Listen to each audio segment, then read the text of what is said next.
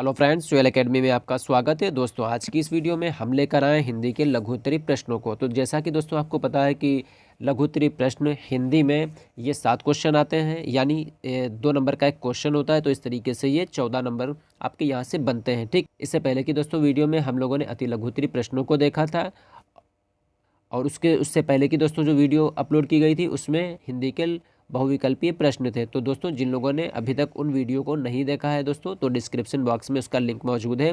आप लोग लिंक पर क्लिक करके वीडियो को देख सकते हैं और अच्छे से क्वेश्चन को समझ सकते हैं। ठीक है, अब दोस्तों एग्ज़ाम में आपके बहुत ज़्यादा टाइम नहीं है, तो आप लोग एक युद्ध स्तर पर एग्ज़ाम की तैयारी आप लोग करिए। ठीक है, तो दोस्तों यहाँ से शुरू करेंगे आज के क्वेश्चन को और देखते हैं कि पहला क्वेश्चन यहाँ पर हमारा है कि संस्कृत भाषा के उच्चारण के दोष, संस्कृत भाषा का जो उच्चारण होता है उसमें कौन से दोष होते हैं। ठीक है, उसके क्या कारण हैं। तो सबसे पहले होता है यहाँ पे अक्षर और मात्राओं का अस्पष्ट ज्ञान होता है। दूसरा, उच्चारण अंगों में विकार के कारण वे संबंध ध्वनियों का सही उच्चारण नहीं कर पाते। अक्षरों का स्पष्ट उच्चारण का ज्ञान नहीं होता, हलंत का सही प्रयोग ना होने पर, और दुरभ्यास के कारण। ठीक है, तो दोस्तों ये हो जाते हैं संस्कृत भाषा के उच्चारण के दोष। ठीक, अगला क्वेश्चन दोस्तों यहाँ पर आता है कि निम्नलिखित शब्दों के संधि विच्छेद कीजिए। ठीक है, तो दोस्तों संधि का मतलब होता है आपस में दो शब्दों को जोड़ देना, और विच्छेद का मतलब होता है दोनों को शब्दों को अलग कर देना। ठीक, जैसे यहाँ पर एक शब्द है महोत्सव, ठीक, पवन और यद्यपि, तो यहाँ पर जो ये महोत्सव को देखते हैं यहाँ पर इसका विच्छेद किया जा रहा है। ठीक है, यानी संधि जो है ये इसका विच्छेद करें। विच्छेद का मतलब होता है अलग कर देना। ठीक, तो यहाँ पर इसका विच्छेद हो जाएगा महाधन उत्सव। ठीक, पवन का संधि विच्छेद हो जाएगा पौधन अन। यद्यपि का संधि विच्छेद हो जाएगा यदि प्लस अपि। ठीक, फिर उसके बाद दोस्तों यात्रा वृत्तांत किसे कहते हैं। हिंदी के किसी एक यात्रा वृत्तांत का नाम और उसके लेखक का नाम बताइए। ठीक, तो देखिए दोस्तों इसमें क्या होता है, यात्रा वृत्तांत यानी जब हम कहीं पर कोई यात्रा करते हैं तो वहाँ का जो संस्मरण होता है उसको जो हम लिखते हैं, ठीक है, वही हमारा यात्रा वृत्तांत होता है। ठीक, आंसर आप दोस्तों इस तरीके से लिख सकते हैं, किसी स्थान में बाहर से आए व्यक्ति या व्यक्तियों के अनुभव के बारे में वृत्तांत को यात्रा वृत्तांत कहते हैं। ठीक, जैसे यहाँ पर एक एग्जाम्पल दिया है कि अरे ययावर याद रहेगा, इसके लेखक हैं अज्ञेय। ठीक, सच्चिदानंद हीरानंद वात्स्यायन अज्ञेय इनका पूरा नाम है। ठीक, ध्यान रखिएगा दोस्तों यहाँ से। उसके बाद दोस्तों यहाँ पर आ रहा है कि नीचे लिखे नीति परक श्लोक का अर्थ लिखिए। तो दोस्तों यहाँ पर ये श्लोक लिखा हुआ है ये वाला। ठीक, इस तरीके से दोस्तों एक श्लोक दे दिया जाएगा, उसका आपको अर्थ यहाँ पर लिखना है। ठीक, तो देखिए दोस्तों ये 2021 में क्वेश्चन आया था कि अयन नीजा परो वेति गणना लघु चेतसाम उदार चरिताना तु वसुदेव कुटुंबकम। ठीक, यह मेरा है, यह पराया है, इस प्रकार की गणना लघु चेतना लोग करते हैं। उदार चरित्र वाले मनुष्यों के लिए पूरी पृथ्वी ही कुटुंब अर्थात परिवार है। तो यानी ये श्लोक आएगा, इसका आपको इस तरीके से अर्थ लिखना है यहाँ पे। ठीक, उसके बाद दोस्तों यहाँ पर आया है क्वेश्चन, हिंदी में इनके अर्थ लिखिए। ठीक, तो अभिता ध्रुवम शव संप्रातम। ठीक, तो यहाँ पे अभिता का अर्थ है चारों ओर से, ध्रुवम का अर्थ है अवश्य, स्व का अर्थ है आने वाला कल, और संप्रतम का अर्थ है अब। क्लियर यहाँ से। अगला क्वेश्चन यहाँ पर आता है कि महादेवी वर्मा का साहित्यिक परिचय लिखिए। ठीक, तो यहाँ पर महादेवी वर्मा जी का साहित्यिक परिचय लिखना है आपको। ठीक है, कि जैसे साहित्य में महादेवी वर्मा का आविर्भाव उस समय हुआ जब खड़ी बोली का आकार परिष्कृत हो रहा था। ठीक, उन्होंने हिंदी कविता को ब्रजभाषा की कोमलता दी, छंद के नए दौर को गीतों का भंडार दिया, और भारतीय दर्शन को वेदना का हार्दिक स्वीकृति दी। उन्होंने काव्य के साथ कहानियाँ, रेखा चित्र, निबंध लिखे। उन्हें आधुनिक मीरा, ये दोस्तों नाम याद रखिएगा, आधुनिक मीरा, ठीक, के नाम से भी पहचाना जाता है। रेखा चित्रों के माध्यम से महादेवी ने समाज जीवन के साथ भारतवर्ष की ग्रामीण जनता के दुख दर्द का चित्रण किया। ठीक है, तो ये दोस्तों इनका साहित्यिक परिचय आ जाएगा। आधुनिक मीरा किसे कहते हैं दोस्तों, तो महादेवी वर्मा जी को कहते हैं, ये याद रखिएगा। फिर उसके बाद जीवनी और आत्मकथा में अंतर स्पष्ट करिए। तो सबसे पहले दोस्तों देखते हैं जीवनी क्या होती है। जीवनी में किसी महापुरुष या किसी व्यक्ति के जीवन की महत्वपूर्ण घटनाओं का वर्णन किया जाता है। ठीक, जबकि आत्मकथा में लेखक स्वयं अपने जीवन के अनुभवों का वर्णन करता है। ठीक है, यानी आत्मकथा अपने बारे में स्वयं लिखना, और जीवनी हो जाएगी किसी महापुरुष के बारे में जब कोई लिखता है। ठीक है, जीवनी काल्पनिक भी हो सकती है। ठीक है, जबकि आत्मकथा केवल सत्य घटनाओं पर आधारित होती है। ठीक है, अगला क्वेश्चन दोस्तों यहाँ से आता है कि छात्रों के लिए समाचार पत्र का नित्य पठन क्यों आवश्यक है। ठीक, यानी छात्रों के लिए समाचार डेली पढ़ना क्यों ज़रूरी है। ठीक है, तो आंसर इसका इस तरीके से आएगा कि छात्र जीवन में नियमित रूप से समाचार पत्र पढ़ने से उन्हें कई विविध विषयों पर जागरूकता मिलती है। ठीक है, अगला क्वेश्चन दोस्तों यहाँ पर आता है कि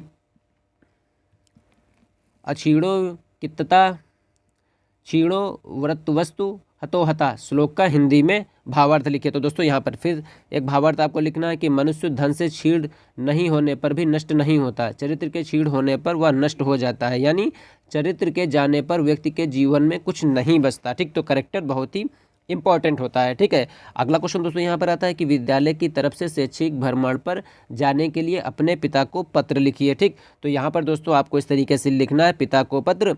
यहाँ पर दोस्तों आप स्कूल का नाम ये लिखेंगे, ठीक, उसका एड्रेस लिखेंगे, ये यहाँ पर आप डेट डाल देंगे। ठीक है, तो आपको एग्जाम में दोस्तों क्या करना है, यहाँ पर आप आ बा सा कर सकते हैं। ठीक है, उसके बाद कोई नाम लिख सकते हैं, एड्रेस में कोई आप स्थान लिख दीजिए, डेट यहाँ पर कोई भी डेट यहाँ पर लिख सकते हैं। ठीक है, फिर उसके बाद दोस्तों यहाँ से इस तरीके से पूरा एक लेटर लिखा जाता है कि पूजनीय पिताजी, डैश लगाएंगे, फिर उसके बाद सादर चरण स्पर्श, फुल स्टॉप। ठीक, पूजनीय पिताजी, आपका पत्र मिला, पत्र पढ़कर बहुत ही अच्छा लगा कि यह वहाँ पर सब कुशल मंगल है। पिताजी, मेरे स्कूल के प्रधानाचार्य जी ने ये घोषणा की है कि वे सभी छात्रों को शैक्षिक भ्रमण हेतु ले जाएंगे। इसके लिए उन्होंने देश की राजधानी दिल्ली को चुना। उन्होंने बताया कि हमारा भ्रमण ग्रीष्मकालीन अवकाश में 15 जून को प्रस्थान करेगा और 20 जून को वापस लौट आएगा। ठीक, मेरे सभी दोस्त और विद्यालय के सभी शिक्षक इस भ्रमण यात्रा पर जाने का निर्णय ले चुके हैं। मैं भी अपने दोस्तों के साथ दिल्ली के ऐतिहासिक स्थलों के दर्शन करना चाहता हूँ। आशा है आप मुझे इसके लिए अनुमति प्रदान करेंगे। ठीक, पूज्य माताजी को सादर चरण स्पर्श और छोटे भाई को शुभ प्यार। ठीक, आपका पुत्र हरिशंकर। तो इस तरीके से दोस्तों आपको ये एक लेटर लिखना है। ठीक है, उसके बाद अगला दोस्तों क्वेश्चन यहाँ पर आता है कि कंदकम और मिष्ठानाम शब्द का प्रयोग करते हुए एक एक वाक्य बनाइए। ठीक, कंदुकम बालका कंदुकम क्रीडति। ठीक, मिष्ठानम मोदका गणेशाय प्रिया मिष्ठानम अस्ति। ठीक है, उसके बाद अगला क्वेश्चन यहाँ पर आता है कि संस्कृत ध्वनियाँ कितने प्रकार की होती हैं। तो संस्कृत ध्वनियाँ दोस्तों 5 प्रकार की होती हैं, संवृत, अर्ध संवृत, अर्ध विवृत स्वर, विवृतः, स्पर्श, व्यंजन। ठीक, याद कर लीजिएगा दोस्तों, क्वेश्चन बहुत आते हैं यहाँ से। ठीक है, अगला क्वेश्चन दोस्तों यहाँ से बनता है कि विचारात्मक निबंध और भावात्मक निबंध में अंतर बताइए। देखिए, विचारात्मक निबंध का मतलब होता है कि चिंतन मनन के अतिरिक्त बुद्धि और तर्क की प्रधानता होती है, जबकि भावात्मक निबंधों में भावों की प्रधानता होती है, बुद्धि की प्रधानता नहीं होती। ठीक, समझिए यहाँ से, विचारात्मक निबंध में कि चिंतन मनन के अतिरिक्त बुद्धि और तर्क की प्रधानता होती है, जबकि जो भावात्मक निबंध है इनमें भावों की प्रधानता होती है। ठीक है, बुद्धि की प्रधानता इसमें नहीं होती।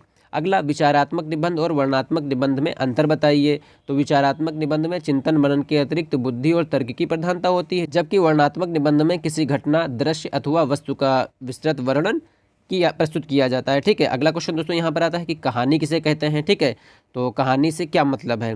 कहानी गद्य की वह विधा है जो जीवन के किसी पक्ष यानी मार्मिक, कलात्मक और संवेगात्मक पर प्रकाश डालती है। कहानी के तत्व, इसमें 6 तत्व होते हैं। कथा वस्तु होती है, चरित्र चित्रण होता है, कथोपकथन होते हैं, भाषा शैली होती है, देश काल और वातावरण और उसका उद्देश्य क्या होता है। क्लियर यहाँ से। अगला क्वेश्चन दोस्तों यहाँ से आता है कि आत्मकथा से आप क्या समझते हैं। ठीक, तो आत्मकथा से क्या मतलब है। तो हिंदी गद्य की वह विधा जिसमें लेखक अपने जीवन की कथा को पाठकों के समक्ष प्रस्तुत करता है, उसे आत्मकथा कहते हैं। अन्य शब्दों में, आत्मकथा में लेखक स्वयं अपने जीवन की कथा को प्रस्तुत करता है। ठीक, उदाहरण के रूप में दोस्तों हम 2 आत्मकथा लेखकों को नाम देखेंगे, यहाँ पे हरिवंश राय बच्चन और बाबू गुलाब राय।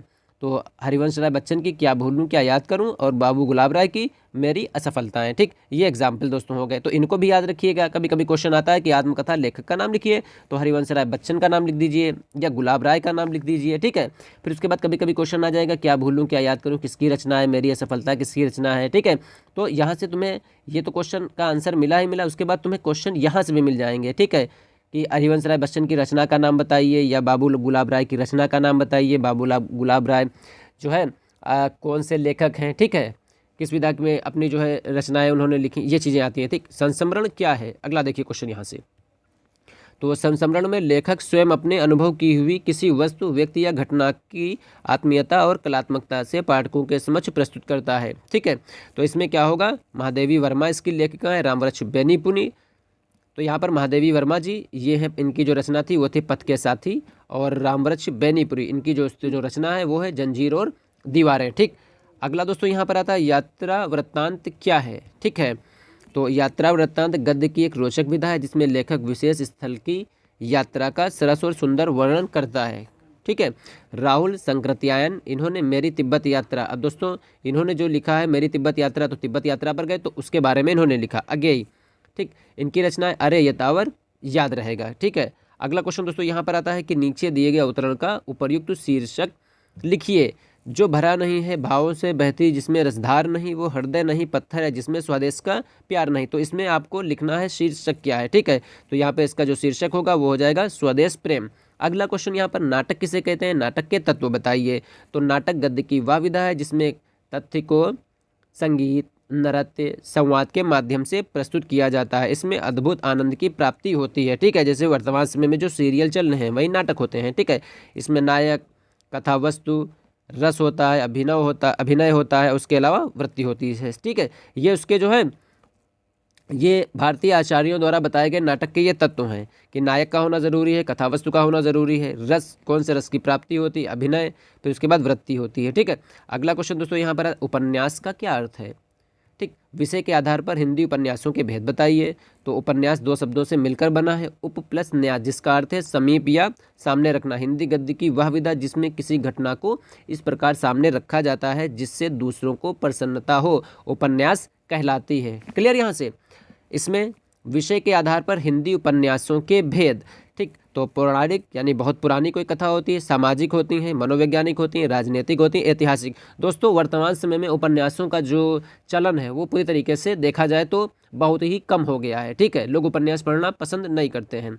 इसमें दोस्तों कुछ जैसे गोदान एक उपन्यास, कंकाल उपन्यास, गोदान की रचना मुंशी प्रेमचंद्र ने की और कंकाल की रचना जो उपन्यास था उसको जयशंकर प्रसाद ने लिखा। ठीक, इस गोदान को याद रखिएगा, कंकाल को याद रखिएगा, इन दोनों नाम को यानी मुंशी प्रेमचंद्र और जयशंकर प्रसाद को दोस्तों याद कर लीजिएगा। ठीक है, उसके बाद दोस्तों अगला क्वेश्चन यहाँ पर आता है कि एकांकी किसे कहते हैं। एकांकी से आप क्या समझते हैं। ठीक, तो एकांकी का अर्थ क्या होता है, वह नाटक जो एक अंक में ही समाप्त हो जाए। ठीक, एकांकी कहलाता है। एकांकी में नाटक के सभी तत्व होते हैं जैसे कि कथा वस्तु, ठीक, भाषा शैली, पात्र और चरित्र चित्रण, संवाद, देश काल और वातावरण और उसका उद्देश्य क्या होता है। ठीक है, उसके बाद अगला क्वेश्चन यहाँ पर नाटक और एकांकी में अंतर बताइए। ठीक, तो नाटक में कई अंक होते हैं जबकि एकांकी में एक अंक होता है। नाटक का देर तक अभिनय किया जाता है जबकि एकांकी का अभिनय कम समय तक किया जाता है। नाटक में अंतः कथाएं होती हैं जबकि एकांकी किसी एक वस्तु पर आधारित होती है। ठीक, अगला क्वेश्चन दोस्तों यहाँ पर आता है कि आत्मकथा की विशेषताएं बताइए।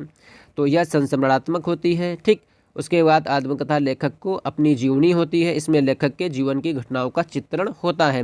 रिपोर्टाज और रेखाचित्र से आप क्या समझते हैं। तो रिपोर्टाज का क्या अर्थ होता है कि हिंदी के रिपोर्ट का पर्यायवाची शब्द है, यानी हिंदी जो रिपोर्टाज है ये हिंदी के रिपोर्ट का पर्यायवाची शब्द है। इसमें किसी घटना का वर्णन किया जाता है, इसमें पाठक प्रभावित होते हैं। ठीक, रेखाचित्र में क्या होता है, रेखाचित्र अंग्रेजी के स्केच का हिंदी अनुवाद है जो रेखाओं और चित्रों के योग से बना है। इसमें कलात्मक शब्दों द्वारा किसी व्यक्ति, वस्तु और घटना के बाह्य तथा आंतरिक स्वरूप का चित्रण किया जाता है। जैसे महादेवी वर्मा, इनकी जो अतीत के चलचित्र हैं ये रेखाचित्र हैं। ठीक, अगला क्वेश्चन दोस्तों यहाँ पर आता है हमारा कि कर्ता किसे कहते हैं।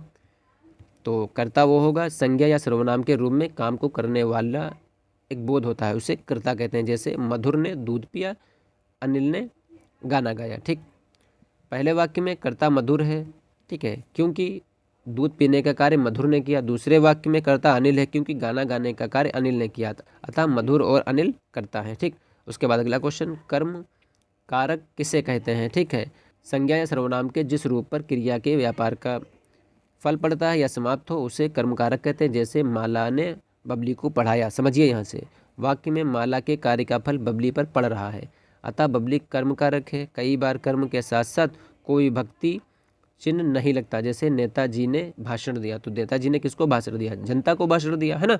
तो क्रिया के पहले क्या या किसको लगाकर प्रश्न करने से जो उत्तर आए वही कर्म होता है। अनुस्वार क्या होता है। ठीक है, तो अनुस्वर का दोस्तों ये सबसे पहले सिंबल होता है, यह स्वतंत्र वर्ण नहीं है, वह स्वर वर्ण के ऊपर जो बिंदु लगाया जाता है उसे अनुस्वार कहते हैं। जैसे रंग, भंग, हंस, कंत, वंश आदि। ठीक, तो यदि इसका प्रयोग पांचों वर्णों अक्षरों से पूर्व होता है तो इसका उच्चारण उसी वर्ग के पंचम वर्ण के समान होगा। अगला दोस्तों यहाँ पर आता है कि विसर्ग का प्रयोग स्पष्ट कीजिए। ठीक, तो दोस्तों ये विसर्ग का चिन्ह है, यह स्वतंत्र वर्ण ना होकर वर्णों के चिन्ह हैं जो हमेशा स्वतंत्र वर्णों के पश्चात होते हैं, जो कि रा का सा के रूपांतरण मात्र है। ठीक, जिस स्वर के पश्चात इसका प्रयोग हो उसी के उच्चारण स्थान में इसको भी उच्चारित किया जाता है। विसर्ग लगा देने से शब्द को बल प्राप्त होता है, जैसे बालका, रामा। अगला क्वेश्चन दोस्तों यहाँ पर आता है हलंत का प्रयोग स्पष्ट कीजिए। तो हलंत का सिंबल ये लगा हुआ है, चिन्ह लगा हुआ है, यह स्वतंत्र वर्ण नहीं है, इसका प्रयोग हमेशा वर्ण के बाद होता है। हलंत का अभिप्राय है आधा वर्ण या स्वर रहित वर्ण। ठीक, जब किसी व्यंजन को बिना किसी स्वर से लिखा जाता है तो उसके साथ हलंत का प्रयोग किया जाता है। कुछ उदाहरण द्रष्टव्य हैं। परमेश्वर, आत्मनिष्ठ, महात्मा। ठीक, देखिए ना में हलंत लगा है। ठीक, यहाँ पर परमेश्वर में माँ में लगा है, यहाँ पर आत्मनिष्ठ में लगा हुआ है। फिर उच्चारण के मुख्य तत्व बताइए। तो उच्चारण के मुख्य तत्व दोस्तों कौन कौन से हैं? तो यहाँ पर आएगा सबसे पहले ध्वनि व्यवस्था। तो शुद्ध उच्चारण के लिए संस्कृत ध्वनियों को पूर्ण ज्ञान होना जरूरी है। बल, वर्णों का उच्चारण करते समय समुचित बल देना चाहिए, न कम न अधिक। लय, प्रभावपूर्ण उच्चारण हेतु लय का होना जरूरी है। स्वराघात, उच्चारण करते समय स्वर के ऊपर उठना तथा स्वर का नीचे आने के लिए उच्चारण में आरोह अवरोह का होना जरूरी होता है। ठीक है।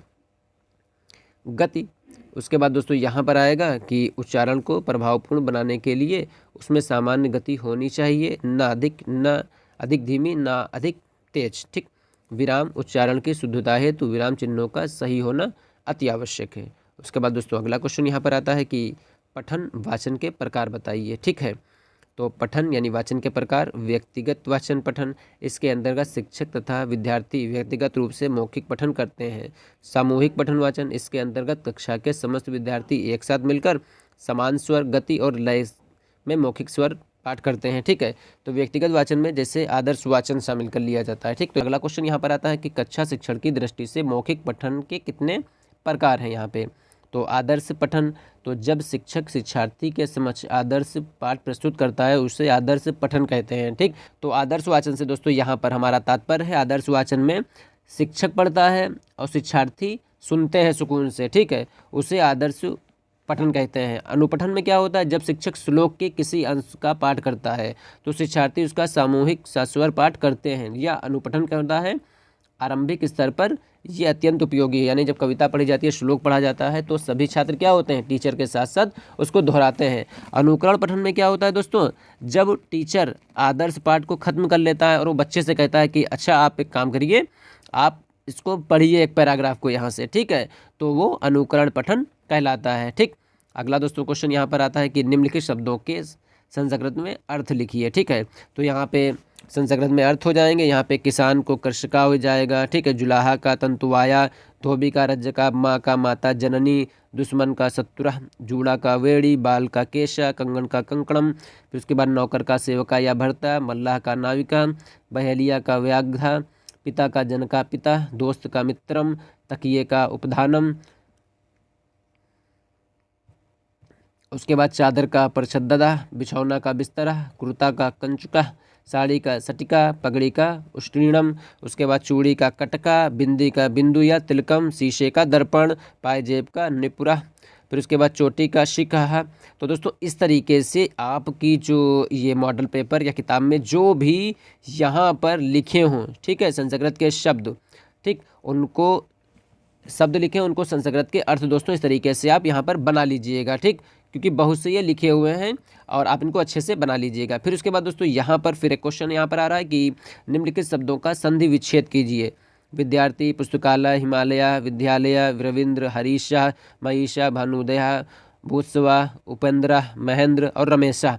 ठीक, तो इसमें दोस्तों विद्यालय और रमेशा इंपॉर्टेंट है, ये 2021 में आए हुए क्वेश्चन। संधि विच्छेद कीजिए। ठीक, तो विद्यार्थी यहाँ पर जैसे है, इसका संधि विच्छेद क्या होगा ये यहाँ पर बता रहा है। ठीक है, कि किस तरीके से इसका संधि विच्छेद यहाँ पर करना है। ठीक, तो ये संधि इसका ये विच्छेद हो जाता है, यानी विच्छेद का मतलब होता है कि अलग कर देना। ठीक है, हिमालय का संधि विच्छेद क्या हो जाएगा? हिमधन आलिया। पुस्तकालय का संधि विच्छेद क्या होगा? पुस्तक धन आलिया। रविंद्रा, ठीक है, रवि प्लस इंद्रा। ठीक, इस तरीके से ये संधि का विच्छेद हो जाएगा। ठीक है, अगला दोस्तों क्वेश्चन यहाँ पर आता है निम्नलिखित शब्दों का संधि कीजिए। ठीक है, तो यहाँ पर सुर प्लस इंद्र का संधि क्या हो जाएगा, सुरेंद्र। गण प्लस ईसा का संधि क्या हो जाएगा, गणेश हो जाएगा। सुधि प्लस उपस्या का संधि विच्छेद क्या हो जाएगा, सुधुपस्या। फिर जल प्लस ओधा का क्या हो जाएगा, जलोधा हो जाएगा। ठीक, अगला क्वेश्चन यहाँ पर दोस्तों यहाँ पर ये आएगा, देखिए कि जनसंख्या और उद्योग के बढ़ने के साथ साथ प्रदूषण में वृद्धि हो रही है। प्रदूषण के अंतर्गत जल प्रदूषण, वायु प्रदूषण और ध्वनि प्रदूषण आते हैं। इस अवतरण का उपर्युक्त शीर्षक क्या है। ठीक, तो शीर्षक क्या हो जाएगा, प्रदूषण हो जाएगा, है ना। थोड़ा ध्यान से पढ़िए, तो कभी कभी कुछ 2 नंबर के क्वेश्चन इस तरीके से आ जाएंगे कि आप थोड़ा सा ध्यान लगाइए और क्वेश्चन का आंसर तुरंत वहाँ पर लिख दीजिए। ठीक, अगला क्वेश्चन दोस्तों यहाँ पर आता है कि अनुस्वार और अर्ध अनुस्वार का प्रयोग स्पष्ट कीजिए। तो अनुस्वार और अर्ध अनुस्वार को लिखना अत्यंत कठिन कार्य है।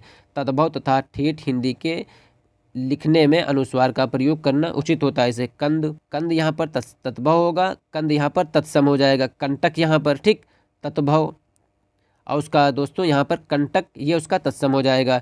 तत्भव दोस्तों हिंदी का शब्द होता है और तत्सम यह संस्कृत का शब्द होता है। ठीक, तत्सम शब्दों के अनुस्वार के बाद अंतस्थ और ऊष्म वर्ण हो तो अनुस्वार का रूप नहीं बदलता, जैसे संसार, वेश, संलग्न आदि। तो जिस स्थानों पर दोस्तों अनुस्वार का आधा उच्चारण हो उस स्थान पर इसका प्रयोग ज़रूरी है, जैसे है, मैं, जहाँ, नदियाँ, दोनों, आँख, करुणा, हाँ, इस तरीके से आ जाता है। फिर उसके बाद दोस्तों अगला क्वेश्चन यहाँ पर 39 कि पत्र लेखन या पत्र साहित्य से आप क्या समझते हैं। तो पत्र लेखन, पत्र साहित्य वह विधा है जिसमें लेखक अपने किसी मित्र, परिचित आदि को कुछ बताने अथवा उसके बारे में जानने के लिए कुछ लिखता है। ठीक, तो वर्तमान समय में दोस्तों ये पत्र चलन का जो, ये पत्र साहित्य या पत्र लेखन का जो चलन है वो धीरे धीरे दोस्तों खत्म हो रहा है। ठीक है, उसके बाद दोस्तों अगला क्वेश्चन यहाँ पर आता है कि शब्द किसे कहते हैं। तो दोस्तों यहाँ से आता है कि शब्द से क्या आशय है। तो अक्षर अथवा अक्षरों से बने सार्थक और स्वतंत्र ध्वनि अथवा ध्वनि समूह को शब्द कहते हैं। वास्तव में शब्द या उसके अनेक अक्षरों के योग से बना है। जैसे मोहन कहाँ जाता है, इसमें 4 शब्द हैं, मोहन कहाँ जाता है ना। हिंदी के लगभग 2 लाख शब्द बताए जाते हैं, इसमें से 85% शब्द हिंदी और भारतीय भाषाओं के हैं और शेष 15% शब्द विभिन्न विदेशी भाषाओं से लिए गए हैं। ठीक है, इसमें अरबी, फारसी, पुर्तगाली, ठीक, चीनी। फिर उसके बाद दोस्तों पर्यायवाची शब्द किसे कहते हैं, है ना। तो समान अर्थ वाले शब्द पर्यायवाची शब्द कहलाते हैं। जैसे अग्नि, अग्नि का पर्यायवाची क्या होगा, पावक, कनल, हुतासन, ज्वलन। हाथी का हो जाएगा गज, मतंग, विटुन्न, हस्ती, है ना।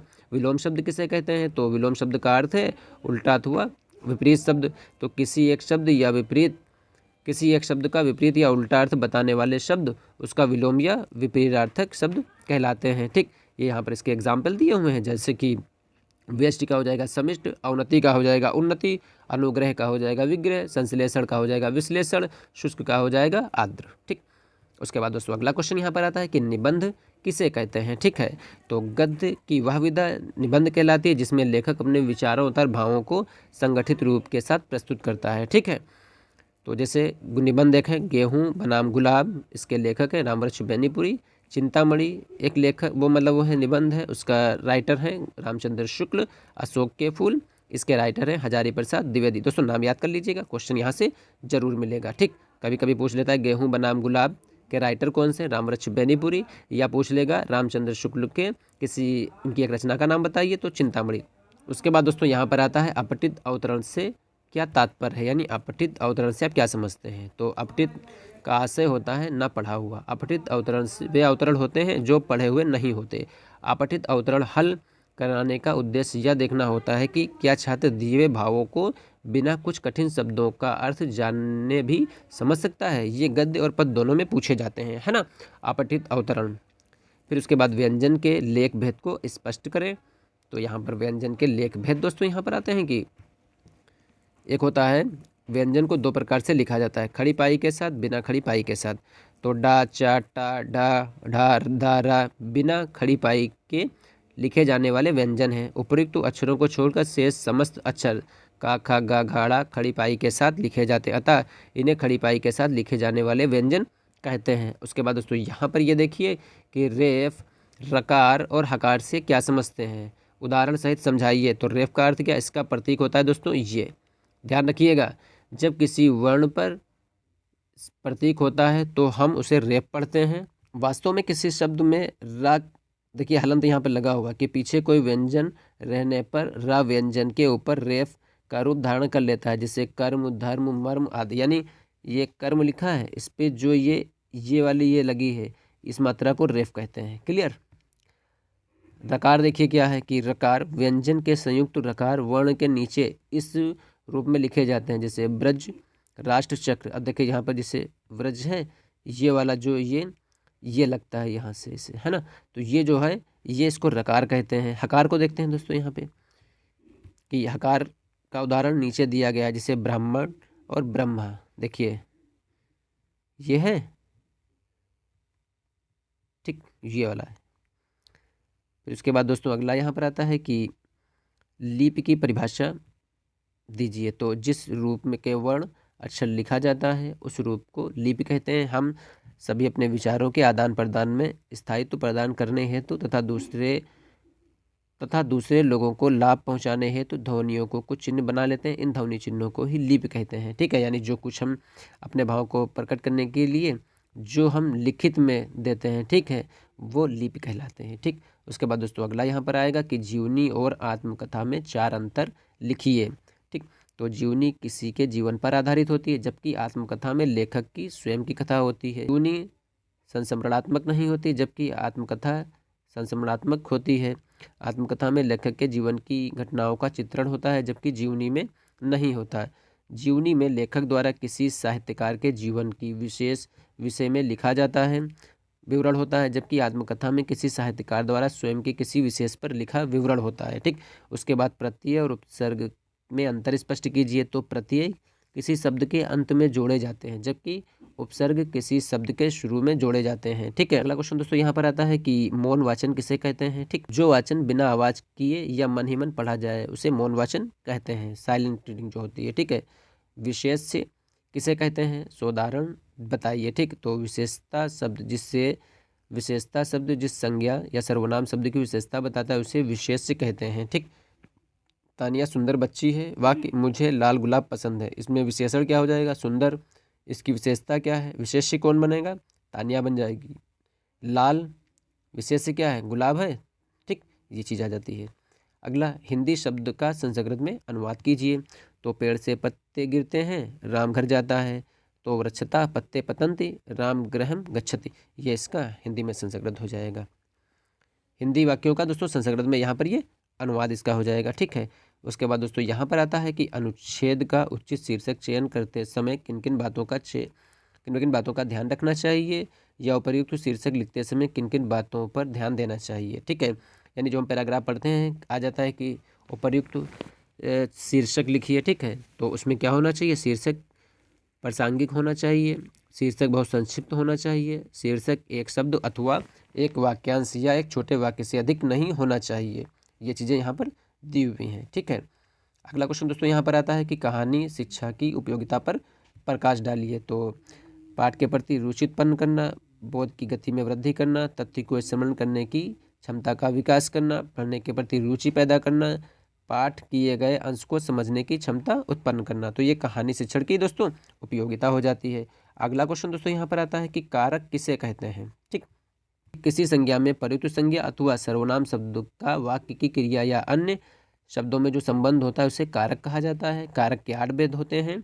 ठीक है, इन 8 भेदों के नाम और उनके चिन्ह निम्नलिखित हैं। देखिए कायदे से इसको समझिएगा। यहाँ से दोस्तों ये विभक्ति होती हैं, ये जो पद होते हैं ये वाले, ये दोस्तों लोप हो जाता है। ठीक है, तो कर्ता इसका हो जाएगा ने, कर्म को करण से के द्वारा के साथ, संप्रदान के लिए को हो जाएगा अपादान से अलग, संबंध का की के और रा री रे। ठीक, अधिकरण में पर हो जाएगा संबोधन हे रे अरे। तो ये दोस्तों विभक्ति होती हैं। ठीक है, जैसे राम ने श्याम को मारा। ठीक, पेड़ से पत्ते गिरते हैं, राम तुम कहाँ जा रहे हो। तो इसमें क्या होता है, विभक्ति चिन्ह दोस्तों क्या होता है, ये लोप हो जाता है इनका है। ठीक है, वही चिन्ह यहाँ पर बताया जा रहे हैं कि अपनी पाठ्य पुस्तक से 4 पंक्तियों का दोस्तों कोई एक श्लोक, तो आप दोस्तों क्या करिएगा, अपनी पुस्तक से दोस्तों कोई एक श्लोक जो आपको आसान लग रहा हो, एक नहीं 2 श्लोक याद कर लीजिएगा। ठीक है, जैसे हाई स्कूल में याद किए थे उसी तरीके से दोस्तों यहाँ पर श्लोक याद कर लीजिएगा जो आपको आसान लगे। ठीक, 2 श्लोक जरूर याद करिएगा। अगला क्वेश्चन दोस्तों यहाँ पर आता है कि निम्नलिखित शब्दों का हिंदी में अर्थ लिखिए। मच्छिका, बहावा, माँ, कृतम। तो मक्खी, मच्छिका का मक्खी हो जाएगा, बहावा का बहुत सारे, माँ का मुझे, तरकम का हो जाएगा छाछ। अगला क्वेश्चन दोस्तों यहाँ पर आएगा कि संलग्न शब्दों का संधि विच्छेद मनोरथा, सज्जनः, फिर उसके बाद वसंतोत्सवः, फिर उसके बाद मधुविरः। तो मनोरथा का हो जाएगा मन प्लस उर्था, सज्जन का हो जाएगा सत प्लस जन, बसंतोत्सव का हो जाएगा बसंत प्लस उत्सव, मधुवरी का हो जाएगा मधु प्लस अरि। ठीक। अगला क्वेश्चन दोस्तों यहाँ पर संबंध कारण किसे कहते हैं, उदाहरण भी लिखिए। तो इसमें अन्य के साथ संबंध या लगाव प्रकट होता है, वहाँ संबंध कारक होता है। इसका विभक्ति का, की के, रा, री, रे जैसे होता है। या प्रेमचंद्र का उपन्यास है मेरे घर आना। ठीक है, तो इसमें या प्रेमचंद्र का उपन्यास। ठीक, तो संबंध किससे है, उपन्यास का संबंध प्रेमचंद्र से है। ठीक है, मेरे घर आना। ठीक, ये हो जाएगा मेरे, इसमें हो जाएगा रे, है ना।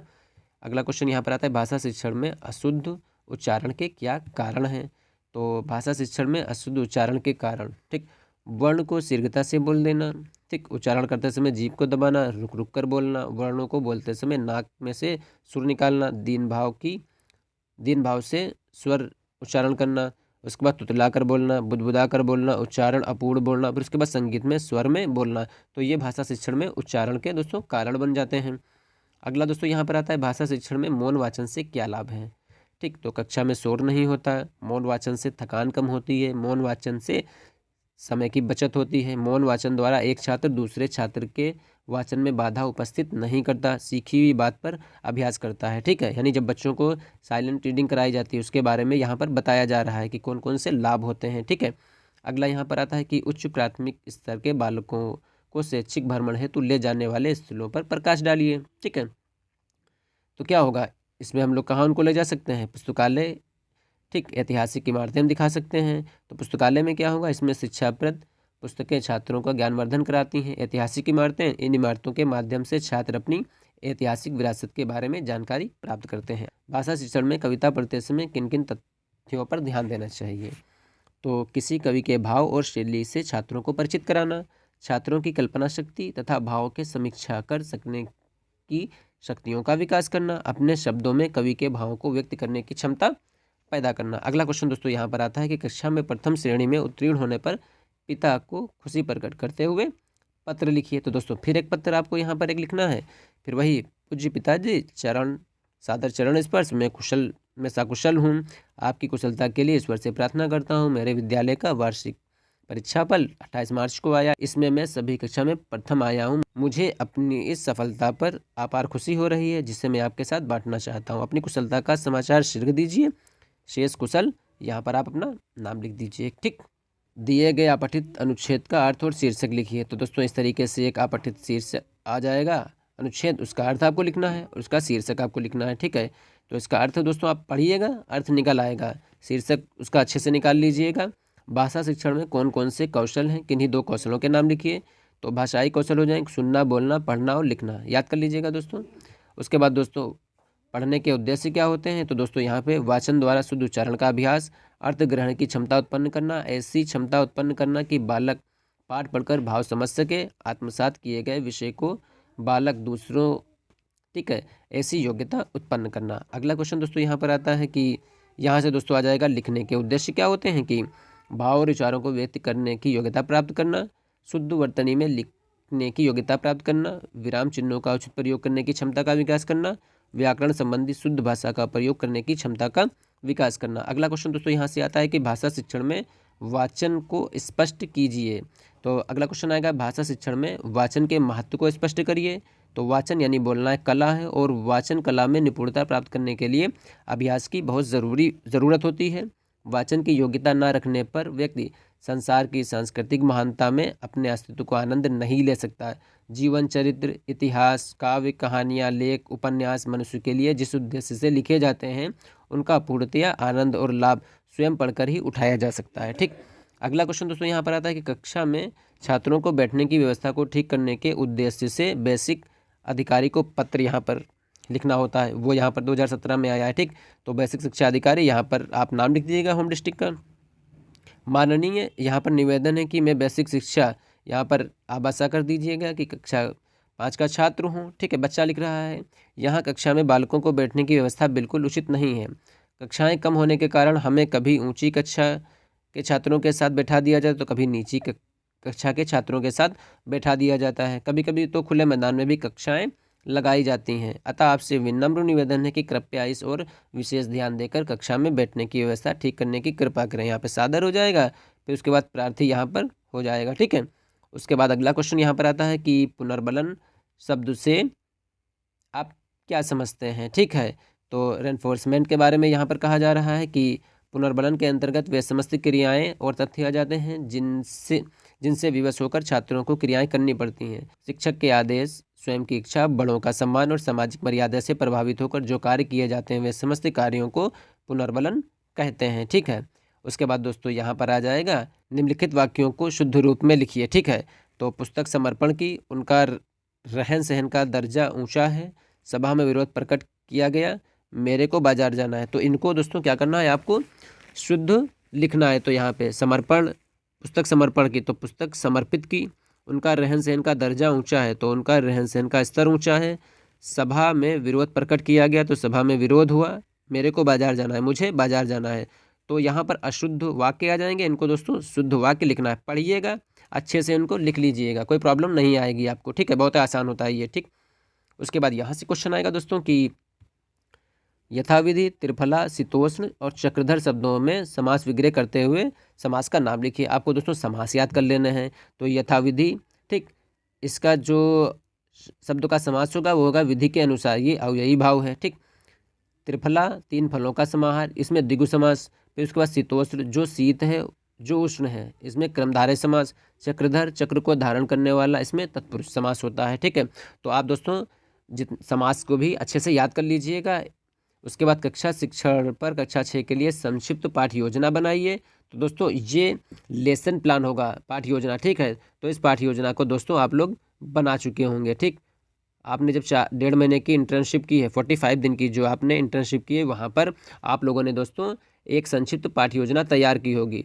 तो यहाँ पर देखिए, ध्यान रखिएगा, कविता शिक्षण की वो पाठ योजना कह रहा है, ऐसा ना हो हिंदी गद्य की बना दीजिए। ठीक, हिंदी पद्य की एक पाठ योजना आपको बनानी पड़ेगी। ठीक, तो उम्मीद करेंगे दोस्तों ये वाला अगर क्वेश्चन आता है तो 2 नंबर आपके यहाँ से कोई नहीं ले सकता है। ठीक, अगला देखते हैं दोस्तों यहाँ पर कि विसर्ग और अनुस्वर के उदाहरण सहित व्याख्या कीजिए। तो विसर्ग क्या है? विसर्ग कोई स्वतंत्र वर्ण ना होकर केवल वर्णों का चिन्ह होता है जो सदैव स्वर वर्ण के बाद होते हैं, जो रा अथवा सा का रूपांतरण होता है। जिस स्थान के बाद विसर्ग का प्रयोग होता है उसी के उच्चारण स्थान से इसे भी उच्चारित किया जाता है। विसर्ग लगा देने से शब्द को बल मिल जाता है, जैसे विद्यालय, मोहना। ठीक, अनुस्वर, अनुस्वार स्वतंत्र वर्ण नहीं है, स्वर वर्ण के ऊपर लगाया जाने वाला बिंदु अनुस्वर कहलाता है, जैसे हंस, वंश, कंत, भंग, रंग आदि। यदि इसका प्रयोग 5 वर्ण अक्षरों के पूर्व होता है तो उसका उच्चारण उसी वर्ग के 5 वर्ण की भांति होगा। अगला क्वेश्चन दोस्तों यहाँ पर आता है कि जयशंकर प्रसाद के प्रमुख नाटकों के नाम लिखिए। तो आप याद कर लीजिएगा, नाटक यहाँ पर राजश्री, अजातशत्रु, कामना, ध्रुव स्वामिनी, जन्मेजय का नागयज्ञ, स्कंदगुप्त, चंद्रगुप्त। ठीक, तो इसमें इंपॉर्टेंट याद करिएगा, एक स्कंदगुप्त, जन्मेजय का नागयज्ञ, ध्रुव स्वामिनी, ठीक, अजातशत्रु बहुत इंपॉर्टेंट, राजश्री बहुत इंपॉर्टेंट, ये इनके नाटक हैं। ठीक है, चंद्रगुप्त भी इंपॉर्टेंट है। ठीक, अगला क्वेश्चन यहाँ पर आता है कि कबीरदास का संक्षिप्त जीवन परिचय लिखिए। ठीक, तो यहाँ पर अथवा करके आया सूरदास अथवा कबीरदास का जीवन परिचय, उनकी रचनाएं। तो दोस्तों आप लोग यहाँ पर इस तरीके से कबीरदास और सूरदास का जीवन परिचय भी आराम से यहाँ पर लिख सकते हैं। ठीक, अगला क्वेश्चन दोस्तों यहाँ पर आता है कि पट धातु का टटलकार प्रथम पुरुष 3 वचनों का रूप लिखिए। ठीक, तो यहाँ पे पट धातु है, इसका लकार क्या हो जाएगा? एक वचन में अपठत, द्विवचन में अपठताम और बहुवचन में हो जाएगा अपठन। ठीक, अगला क्वेश्चन दोस्तों यहाँ पर आता है कि निम्नलिखित पंक्तियों का भाव स्पष्ट कीजिए। तो रहमन पानी राखिए, बिन पानी सब सून, पानी गए ना उबरे, मोती मानुष शून। तो इसका भावार्थ आपको लिखना है कि रहीमदास जी कहते हैं कि पानी अवश्य रखना चाहिए, क्योंकि पानी के बिना सब सूना हो जाता है, अर्थात व्यर्थ हो जाता है। पानी चले जाने से कोई मूल्य नहीं रह जाता, क्योंकि यदि मोती का पानी उसकी आब या कांति चली गई तो वो बेकार हो जाता है। उसी प्रकार मनुष्य से पानी यानी आत्मसम्मान चला गया तो वह प्रतिष्ठाहीन मनुष्य 2 कौड़ी का भी नहीं रह जाता। इसी प्रकार चूने से भी पानी यानी जल चला जाता है तो चूना बेकार हो जाता है। ठीक है, प्रधानाचार्य और इत्यादि शब्द का संधि विच्छेद। तो प्रधानाचार्य प्रधानाध्यापक का संधि विच्छेद होगा प्रधान प्लस अध्यापक, इत्यादि का इतिधन आदि। देवनागरी लिपि क्या है कि तो विभिन्न देशों की भाषा और लिपि भिन्न भिन्न होती है। हिंदी हमारी कागजी राष्ट्रभाषा, इसकी लिपि देवनागरी है। ठीक, अर्थात हिंदी भाषा जिस लिपि में लिखी जाती है उसे देवनागरी लिपि कहते हैं। अगला क्वेश्चन, मात्रा किसे कहते हैं, तो स्पष्ट कीजिए। तो व्यंजन में भिन्न भिन्न उच्चारणों के नामित उनके साथ स्वर जोड़े जाते हैं और उस समय स्वर के बदले हुए रूप का मात्रा कहते हैं। ठीक, तो यहाँ पे स्वर की मात्राएं दोस्तों, ये स्वर हो गए, ये इनकी मात्राएं हैं। ठीक, छोटा बड़ा, छोटी बड़ी, छोटा ओ बड़ा ओ, ऋण ए आए ओ आओ की दोस्तों सभी की मात्राएं होती हैं। इनको अच्छे से तैयार कर लीजिएगा। ठीक, व्यंजन से आप क्या समझते हैं, तो जिन वर्णों का उच्चारण स्वरों की मदद के बिना नहीं हो पाता वे वर्ण व्यंजन कहलाते हैं। हिंदी वर्ण में कुल 33 व्यंजन है। ठीक, उसके बाद दोस्तों अगला क्वेश्चन, विषय और शैली के अनुसार निबंध के भेद। तो निबंध के भेद दोस्तों विचारात्मक, भावात्मक, वर्णात्मक और विवरणात्मक दोस्तों निबंध होते हैं। उसके बाद दोस्तों कठिन शब्दों का संकलन और वाक्य प्रयोग। अहर्निशम, तो रात दिन, यहाँ पर दोस्तों इसका वो बनाना है, संस्कृत में इसका बनाना है, इसका हिंदी में हो जाएगा राम दिन रात पढ़ता है। अंतेरण यानी इसका बिना, विद्या अंतेरण नरा पशु अस्ति, विद्या के बिना मनुष्य पशु है। सरधमा यानी साथ हो जाएगा, सया मया सरधाम गमिष्यति, वो मेरे साथ जाएगा। ठीक, अभिता। ठीक, तो दोस्तों यहाँ पर ये अभिता तो इससे बनेगा, इसका अर्थ होता है दोनों ओर, विद्यालयन अभिता वृक्षा संधि, विद्यालय के दोनों ओर वृक्ष हैं। ठीक, दोस्तों इस तरीके से स्तता, स्वस्ति, संप्रतम, भर्षम, सत्वरम, पित्रा, ध्रुवम, तो इनके अर्थ दोस्तों यहाँ पर है। उसके बाद दोस्तों संस्कृत का शब्द बना है, उसके बाद यहाँ पर हिंदी का अर्थ भी यहाँ पर बना हुआ है। ठीक, तो इस वाली टैली को दोस्तों आप अच्छे से तैयार कर लीजिएगा। ठीक है, अगला क्वेश्चन दोस्तों यहाँ पर आता है कि ये देखिए इस तरीके से यहाँ पर संस्कृत का श्लोक आ गया दोस्तों यहाँ पे कि सर्वे भवन्तु सुखिनः, सर्वे सन्तु निरामया, सर्वे भद्राणि पश्यन्तु मा कश्चित् दुर्भाग् भवेते। ठीक, तो इसका अर्थ दोस्तों आपको लिखना है कि सभी प्राणी सुखी हों, सभी मानव निरोगी हों या रोगों से दूर हो, समस्त प्राणी कल्याण देख पाएँ और कोई भी दुख का भागी ना हो। तो इस तरीके से दोस्तों यहाँ पे संस्कृत के श्लोक हैं, आपको यहाँ पर इसका अर्थ लिखना है। ठीक है, उसके बाद दोस्तों ये इस तरीके से आप के ये जो हिंदी के अति लघु उत्तरीय प्रश्न दोस्तों होते हैं, ये राजन सीरीज के, ये इस तरीके से दोस्तों पूरे हो जाते हैं। तो दोस्तों उम्मीद करते हैं आपको ये क्वेश्चन और वीडियो आपको ज़रूर पसंद आई होगी और क्वेश्चन को जिस तरीके से समझाया दोस्तों जो ज़रूर वो समझ में आ गए होंगे। ठीक, तो दोस्तों अच्छे से इनको तैयार कर लीजिएगा क्योंकि एग्ज़ाम आपके बहुत ही नज़दीक आ चुके हैं। ठीक है, तो जिन लोगों ने दोस्तों अभी तक हमारे इस चैनल को सब्सक्राइब नहीं किया दोस्तों, तो ज़रूर सब्सक्राइब कर लें, बेल आइकन को प्रेस कर लें और दोस्तों वीडियो को लाइक और अपने दोस्तों में शेयर करना बिल्कुल ना भूलें। मिलते हैं दोस्तों बहुत ही जल्द, तब तक के लिए दोस्तों अपना ख्याल रखिए और अपनी स्टडी को फोकस करिए।